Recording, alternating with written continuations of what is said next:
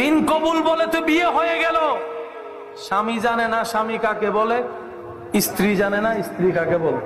স্বামী জানে না আমার কর্তব্য কি, স্ত্রী জানে না স্ত্রীর কর্তব্য কি।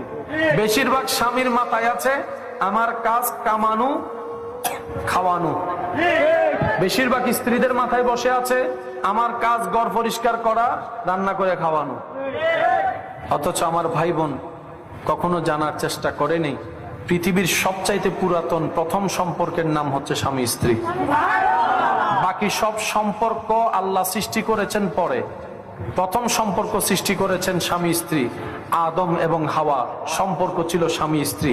এই স্বামী স্ত্রী সম্পর্ক এমন দামি সম্পর্ক যেটা শুরু হয়েছে জান্নাতে, আবার সেটা অনন্তকালও থাকবে জান্নাতে। সুবহানাল্লাহ। নবী বলছেন, আল্লাহ বলছেন কোরআনুল কারীমে, স্বামীর জন্য স্ত্রী পোশাক, স্ত্রীর জন্য স্বামী পোশাক। পোশাক মানে কি? স্বামীদেরকে বলে স্ত্রীদের দোষকে তুমি গোপন রাখো, স্ত্রীকে বলে তুমি স্বামীর দোষ গোপন রাখো। কারো দোষ সমাজে প্রচার করিও না, কাউকে বলিও না। একে অপরের ইজ্জত করো, মায়া করো, মহাব্বত করো, সংসারে সংসার হয়ে যাবে, সওয়াবে সওয়াব হয়ে যাবে। আপনার আমার ঘরে যে মা বোনেরা রান্না করে, এই রান্না করার কারণে সওয়াব পায়।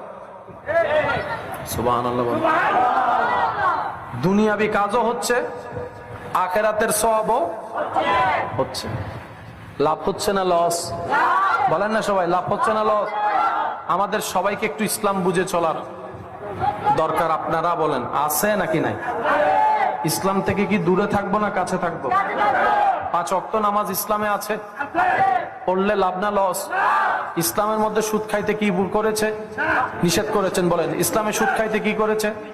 গোশ খাইতে, মদ খাইতে, গাঁজা খাইতে, অন্যকে অত্যাচার করতে, মানুষকে কষ্ট দিতে, মানুষকে কঠিন কথা বলতে, ইসলাম যা যা নিষেধ করেছে আমরা সেগুলোই বেশি করি।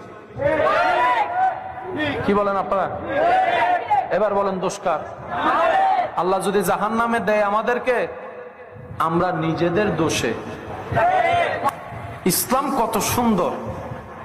সম্পত্তি বন্টনের ব্যাপারে দেশীয় আইন আছে না নাই? ইসলামের ফরায়েজ, ইসলামের মধ্যে ফরায়েজ, আমরা বেশিরভাগ মানুষ ফরায়েজ দিয়ে সম্পত্তি বন্টন করতে জানি না, যার কারণে বরকত হারাই ফেলি। বছরে একবার সম্পদের নির্দিষ্ট পরিমাণের উপর কি দিতে হয়? যাকাত।